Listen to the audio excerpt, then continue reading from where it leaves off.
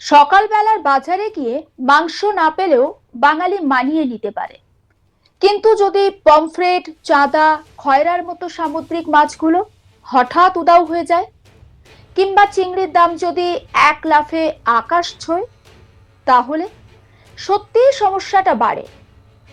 পশ্চিম এশিয়ার যুদ্ধ কি তাহলে নিঃশব্দে ঢুকে পড়ছে বাঙালি রান্নাঘরে? প্রশ্নটা এখন আর অত দূরের নয়, কারণ হাজার কিলোমিটার দূরের সংঘাত, হরমুজ প্রণালীর মতো একটি গুরুত্বপূর্ণ সমুদ্রপথ, আর তার সঙ্গে জড়িয়ে থাকা আন্তর্জাতিক বাণিজ্য, সব মিলিয়ে এমন এক চেইন রিয়াকশন তৈরি হয়েছে যা ধাক্কা এসে লাগছে একেবারে সরাসরি পশ্চিমবঙ্গের মাছের বাজারে। তাহলে কি সত্যি এমন দিন আসতে পারে যখন মাছ ভাত বাঙালি পরিচয়টাই চ্যালেঞ্জের মুখে পড়বে, নাকি এই সংকট সাময়িক? উত্তর এখনো অজানা, আর সেই অজানার মধ্যেই বাড়ছে উদ্বেগ। পশ্চিম এশিয়ায় টানা 50 দিনের বেশি সময় ধরে চলা যুদ্ধের জেরে হরমুজ প্রণালী বন্ধ করে দিয়েছে ইরান, আর বড় সমস্যায় পড়েছেন পশ্চিমবঙ্গের মাছ ব্যবসায়ীরা। এই প্রণালী দিয়ে আন্তর্জাতিক মালবাহী জাহাজ চলাচল বন্ধ থাকায় মাছের আমদানি রপ্তানি কার্যত থমকে গেছে। এখনো পর্যন্ত ক্ষতির পরিমাণ প্রায় 100 কোটি টাকা বলে জানিয়েছেন ব্যবসায়ীরা। এই ক্ষতি আরো বাড়তে পারে বলেও আশঙ্কা প্রকাশ করা হচ্ছে। ব্যবসায়ীদের মতে, ওমান, কাতার, ভিয়েতনাম, মায়ানমার সহ বিভিন্ন দেশ থেকে পমফ্রেট, পাঙ্গাস, চাঁদা, খয়রা জাতীয় সামুদ্রিক মাছ বিশাল পরিমাণে আমদানি হয়। আর অন্যদিকে পশ্চিমবঙ্গ থেকে চিংড়ি, কাতলা, রুই, পাবদা, চিতল আর ট্যাংরা জাতীয় মাছ বিদেশে যায়। বিশেষ করে পশ্চিম এশিয়া, ব্রিটেন, আমেরিকায় রপ্তানি হয়। কিন্তু যুদ্ধ পরিস্থিতির কারণে জাহাজ চলাচল ঝুঁকিপূর্ণ হয়ে দাঁড়িয়েছে। ফিশ ইম্পোর্টস অ্যাসোসিয়েশন কলকাতার সেক্রেটারি সৈয়দ আনোয়ার মাকসুদ তিনি জানিয়েছেন, যুদ্ধে জাহাজ ক্ষতিগ্রস্ত হতে পারে, আর সে কারণেই মাছের যে এক্সপোর্টস এবং ইম্পোর্টাররা সমস্ত রকমের অর্ডার বাতিল করেছেন। ফলে হরমুজ প্রণালী দিয়ে কন্টেনার বোঝাই জাহাজ যাতায়াত আপাতত বন্ধ রয়েছে। একবার শোনাবো সৈয়দ আনোয়ার মাকসুদ তিনি ঠিক কি বলছেন, তার বক্তব্য। যবে থেকে ওয়েস্ট এশিয়ায় প্রবলেমটা চালু হয়েছে, fish industry as a whole অনেকটা এফেক্টেড হলো। আমরা কিন্তু এখান থেকে মাছ এক্সপোর্টও করি আর ইম্পোর্টও করি। এক্সপোর্টের মধ্যে শুধু ওয়েস্ট এশিয়া না, ইভেন আমেরিকা পর্যন্ত যাচ্ছে, ইউকে যাচ্ছে। তাহলে দেখা যাচ্ছে যে শ্রেম, যেটাকে আমরা চিংড়ি বলি, বানামি চিংড়ি, এইগুলো কিন্তু প্রচুর কলকাতা থেকে যাচ্ছে, মুম্বাই থেকে যাচ্ছে, গুজরাট থেকে যাচ্ছে। সঙ্গে সঙ্গে বিভিন্ন রকমের অ্যাসর্টেড মাছ যায়। রুই মাছ আছে, কাতল আছে, চিতল আছে, যেখানে স্পেশালি বাঙালি এই মাছগুলো যায়। সঙ্গে সঙ্গে আমরা ইম্পোর্টও করি, ওয়েস্ট এশিয়ান কান্ট্রিজ থেকে আমরা ইম্পোর্ট করি, আরও অন্যান্য কান্ট্রিজ থেকে ইম্পোর্ট করি।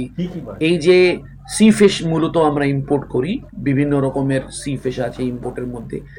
এই যে হরমুজ স্ট্রেটে যে সমস্যাটা হলো, এর কারণে অর্ডারসগুলো ক্যান্সেল হয়ে গেছে। বিকজ ভেরি আনসার্টেন যে আমাদের এই স্ট্রেট থেকে জাহাজটা পার হবে কি হবে না, কে আটকাবে, বমিং করবে কি না। এই কারণে দেখা যাচ্ছে যাদের শিপমেন্ট যাওয়ার ছিল তারা শিপমেন্টটাকে স্টপ করে দিয়েছে, কারণ buyer is not ready to take the risk. সঙ্গে সঙ্গে যেটা আমরা ইম্পোর্ট করি আমরাও কিন্তু স্টপ করে দিয়েছি, যে দেখা যাচ্ছে যে যদি কোনো দুর্ঘটনা ঘটে তাহলে কি হবে।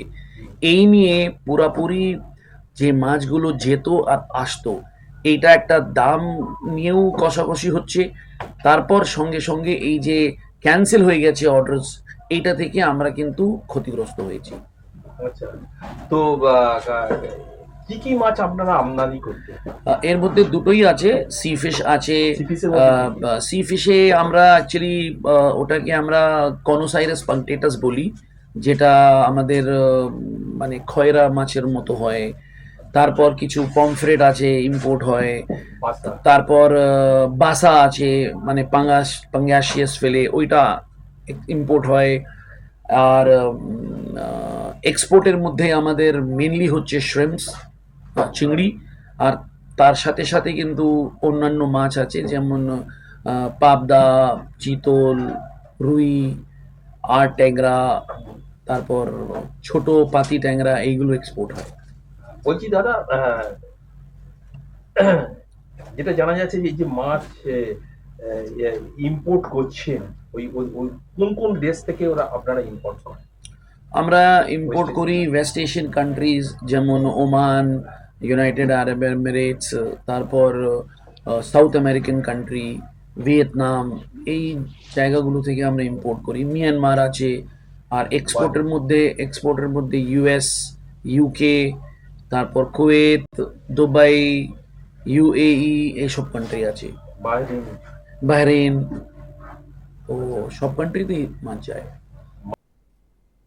পশ্চিমবঙ্গ থেকে প্রায় 70 জন এক্সপোর্টার এবং মুম্বাই ও গুজরাট থেকে 100 বেশি এক্সপোর্টার এখন মাছ আমদানি রপ্তানি পুরোপুরি বন্ধ রেখেছে।